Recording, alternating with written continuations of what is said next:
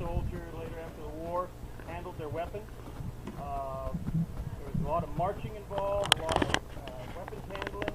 Surprisingly, there wasn't a whole lot of target practice involved in your early instruction.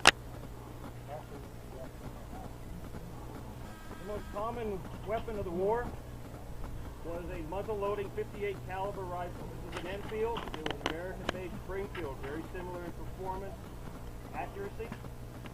You'll see how they load this. Essentially, you're going to take a self-contained paper cartridge, which has powder at one end and a bullet on the other. You rip open the cartridge, dump the powder down, put the bullet down, remove your ramrod, you tamp everything down to the bottom, you turn your ramrod. You then have a cap, a percussion cap, which is just a small metal cap essentially that has a compound that when it's struck will create a spark that ignites the powder, and you start all over again. Now, you'll see how cumbersome the process is, and good marksmen can load and fire 3 rounds a minute, only 3 rounds a minute. Now in comparison,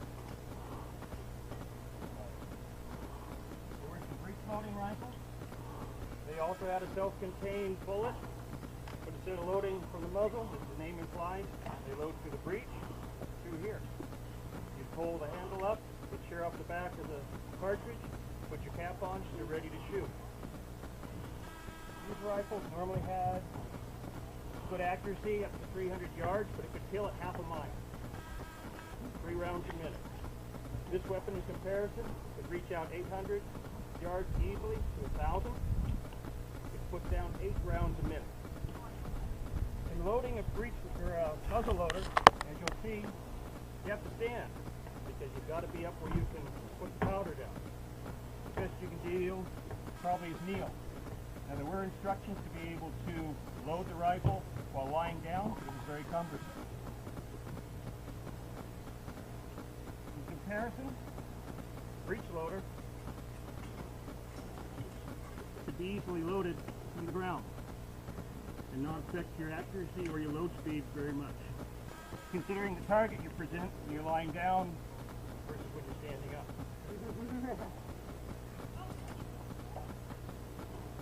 Target, want to bring the men out? Or do you want to stay on that side? Well, the unit will go through what they call manual of arms. Again, that's how the soldier learned to handle his weapon. It would be not only parade, but on the march. Everybody, attention. Shoulder, arm. Right shoulder shift, arm.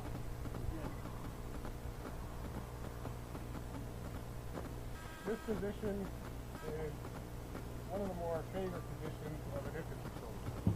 As you can see, the musket's up, but kind of away from the rest of his body, but you kind of won't knock him around as he's moving around. In this position, you can also, I say run, but it's not really running. It moves quickly. And that's the only position you can actually do that in. Every other position you can't run, you have to run. Shoulders, arm. This is the basic infantry position. Every other order, command, firing, everything comes from this position. So sometimes bad officers and NCOs will try to get men to do things from other positions. The soldiers will stand there and stare at them like they're morons until the officer figures out what he's supposed to be doing. But there was a strict learning curve out here on the frontier, but there wasn't a whole lot of time to practice and drill. Support, arm. This position was also used, but it wasn't that popular with the troops. It's hard to control it when it's sitting in the pocket of your arm. And it tends to wave around and it's just hard to move. Shoulder, arm. Order, arm. In place, rest. Now, with that command, I can maintain the formation for as long as I desire to, and the men will wander off. But they're also not getting themselves extra tired either. So they can move around, they can take water, they can kind of talk amongst themselves, they just can't leave the fire anymore. That way I can maintain control, especially if we're going to be sitting around for a while. Next, we'll be going into loading and discharge. It's definitely a process.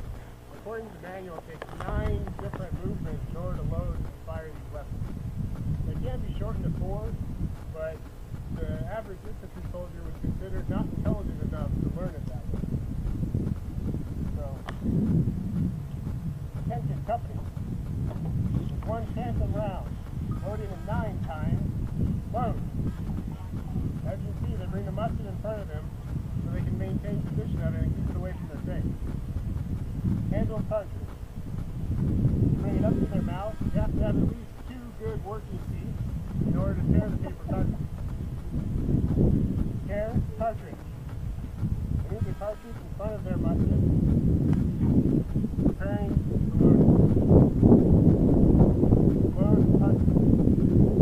So now they're pouring the powder, rounds, everything down the barrel. Draw, rammer. Ram, cartridge.